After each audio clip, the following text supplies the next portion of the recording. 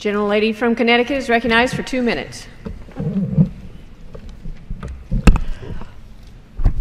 When 1 out of 4 women will experience domestic violence in their lifetimes, it is unconscionable that the majority would try to roll back the protections in the Violence Against Women Act.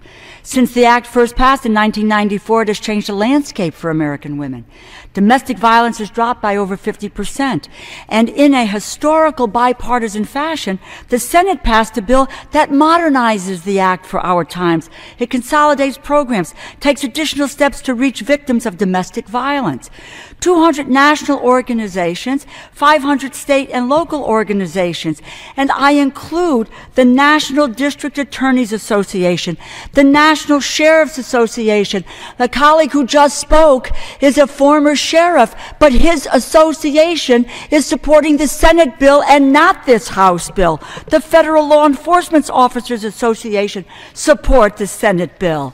And our colleague, Congressman Moore, has put forward legislation that mirrors that bipartisan approach.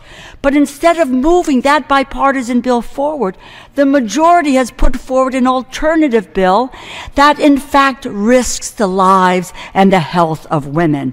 The Department of Justice estimates that 1 of every 3 Native American women will be raped.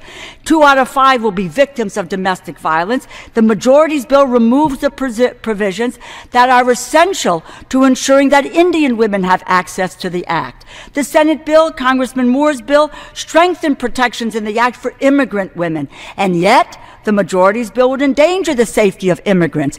In 2010, nearly half of lesbian and gay survivors were turned away from domestic violence shelters or denied the services because of their sexual orientation. The majority's bill would continue to deny those individuals the community protections afforded by the Act.